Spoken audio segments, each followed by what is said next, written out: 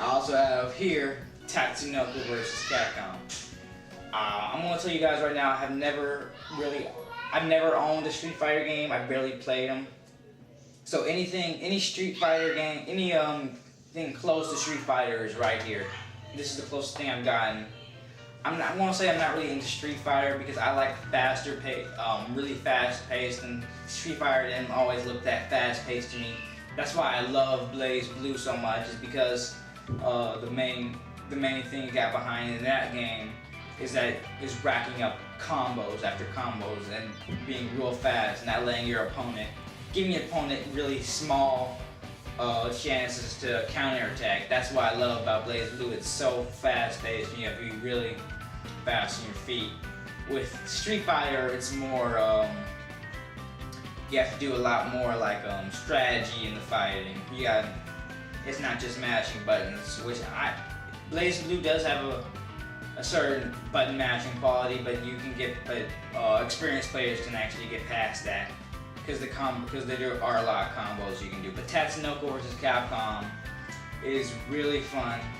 People didn't really think we were gonna get this game because most of us don't even know what the Tatsunoko side is. It's mostly animes that was in the 80s and 90s, mid 80s, late 90s.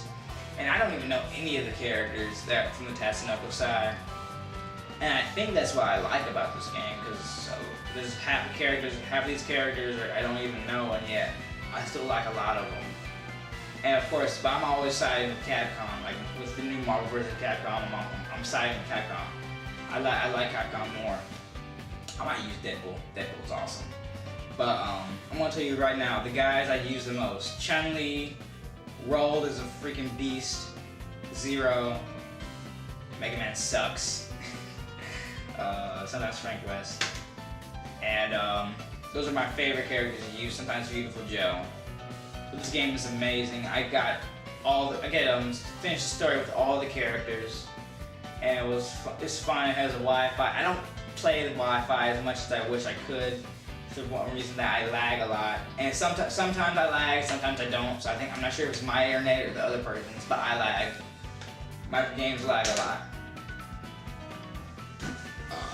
And now for my three brand spanking new 360 games. First up on the list is the Orange Box. Literally the best deal in any game you can get. You get Half-Life Episode 1, 2, and 1 and 2. You get Portal, which was an experiment for Valve, which they had no idea it was going to be as popular as it was. And they have Team Fortress 2, which is a great multiplayer game. I highly recommend this to everyone who doesn't have it now. It's $20 right now. I got this $17.99 used. This is the best deal in gaming you can ever get. Half-Life 2 is an amazing game. Portal is a fun little brain scratching game. And Team Fortress 2 just has an awesome multiplayer, so I recommend this to everybody. Next up is Bayonetta. Don't ask me how I tricked my mom into buying me this game. But my mom bought me this game, and I love it to death. It's one of the most fun fighting action, like whatever category this game is. It's one of the most fun action adventure games I've ever played in my life. It's just so over the top and silly. I love it. I love this game. Most people love this game. You really can't expect me to do an LP of this later on, because I have a lot to say. I have a lot to say about it. I'll be talking about it non-stop when I'm playing this game. This game's awesome. Also got Assassin's Creed 2 borrowed from a friend. One thing about this game is that I like this game. I go on and off with it because I don't head straight into the story. I have to collect everything that's on the map and do everything that's on the map.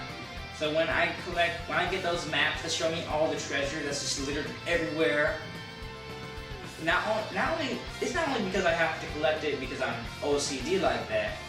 You have to collect to get it off your map because it's cluttering everything. You can't even see your quest. So I have to go around collecting all these treasure.